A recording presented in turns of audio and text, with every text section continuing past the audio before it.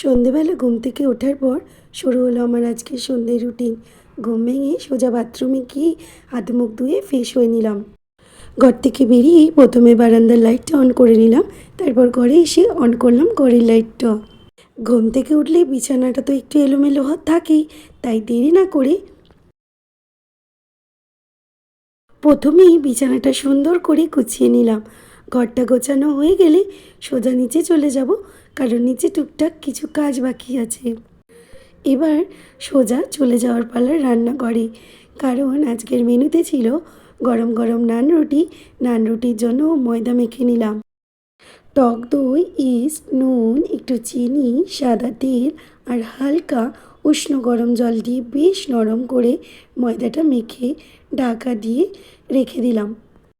এর মধ্যেই শ্বশুরমশাই দেখি বাজার থেকে টাটকা চিকেন কেটে নিয়ে এলেন, তাই দেরি না করেই মাংসটা ভালো করে ধুয়ে ম্যারিনেট করতে বসে পড়লাম।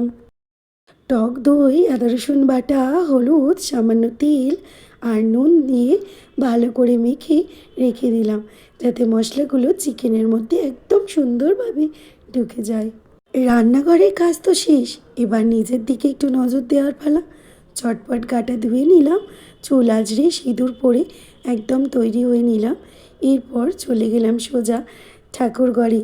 ঠাকুরকে ধূপ দীপ জ্বালিয়ে প্রণাম করে সন্ধেটা দিয়ে দেব, কারণ এখনই বেজে গিয়েছে প্রায় 7টা।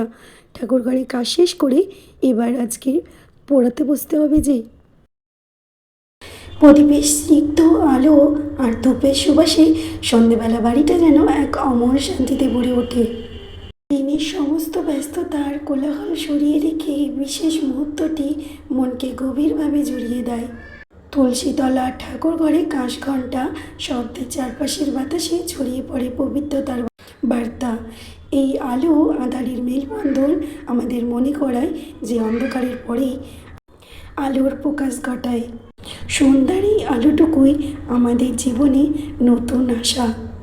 ঠাকুর ঘরে গিয়ে ঠাকুরকে ধূপ দীপ জ্বালিয়ে প্রণাম করে সন্ধেটাও দিয়ে নিলাম।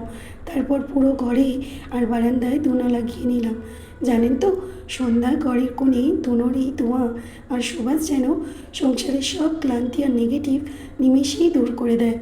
ধুনোর এই মিষ্টি গন্ধে সারা ঘরটা যেন একটা শান্ত, পবিত্র আর ইতিবাচক পরিবেশ তৈরি হয়ে যায়। মনটাও যেন এক মুহূর্তে হালকা হয়ে যায়। ঠাকুর ঘরে কাজ সেরে এবার নিজের দায়িত্বের পালা। আমি যেহেতু স্টুডেন্ট পড়াই, তাই সোজা চলে গেলাম পড়াতে। পড়ানোর দৃশ্যগুলো তো ক্যামেরায় রাখা হয়নি, তবে সেই সময় কীভাবে যে কেটে গেল বুঝতেই পারিনি। পড়া শেষ হতে হতে প্রায় 9টা বেজে গেল। তারপরেই সোজা চলে গেলাম রান্নাঘরে চিকেনটা বসাতে। কড়াইতে পেঁয়াজ, টমেটো আর কাঁচা লঙ্কা দিয়ে বেশ ভালো করে ভাজতে ভাজতে ভাবছিলাম, প্রতিটা সংসারে নিজস্ব একটা গল্প থাকে, একটা আলাদা ছন্দ থাকে। কড়াইয়ে তেলে পেঁয়াজ মশলা কষানোর এই পরিচিতি শব্দটার মধ্যেই যেন লুকিয়ে থাকে গৃহিণীদের ভালোবাসা। সারাদিনের ব্যস্ততা, ক্লান্তি বা হাজারো টুকটাক কাজ শেষে পরিবারের প্রিয় মানুষগুলোর মুখে একটু হাসি ফোটানো আর রাতের টেবিলে সুস্বাদু খাবার তুলে দেওয়ায় এই যে চেষ্টা, এটাই তো সংসারের আসল আনন্দ। সংসারের এই ছোট ছোট মুহূর্তগুলো প্রতিদিন নতুন করে বেঁচে থাকার মায়া তৈরি করে। এরপর ওই ভাজা মশলার মধ্যে আগে থেকে সুন্দর করে ম্যারিনেট করে রাখা মাংসটা ঢেলে দিলাম। মাংস সুন্দর করে কষে এলে নামিয়ে নিলাম। এবার আগে থেকে মেখে রাখা ময়দা দিয়ে বেলতে শুরু করলাম গরম গরম নান রুটি। আসলে রান্নার এই ছোট ছোট মুহূর্তগুলোই কিন্তু লুকিয়ে থাকে সংসারের মূল আনন্দ ও ভালোবাসা। তাওয়ায় রুটিটা দিয়ে এপিট ওপিট করে বেশ ফুলকো করে সেঁকে নিলাম। ঘরের সাধারণ তাওয়াতেই যখন এমন সুন্দর নান তৈরি হয়, তখন সত্যি মনটা তৃপ্তিতে ভরে ওঠে। ধোয়া ওঠা নান রুটির সাথে পরিবেশন করলাম মাখো মাখো চিকেন কষা। আজকের ব্লগটি কেমন লাগলো অবশ্যই জানাবেন, আর চ্যানেলটি সাবস্ক্রাইব করে দেবেন। সবাই থাকবেন, ভালো থাকবেন। দিনের শেষে সবাই মিলে একসাথে খাওয়ার আনন্দটাই আলাদা। চলো আজকের মতন আসি, আবার দেখা হবে অন্য কোনো ভিডিওর সাথে। ভালো থাকবেন, ততক্ষণ ভালো থাকবেন, সুস্থ থাকবেন। আর ক্ষমা চাইছি, আমার ছেলে পাশ দিয়ে কথা বলে।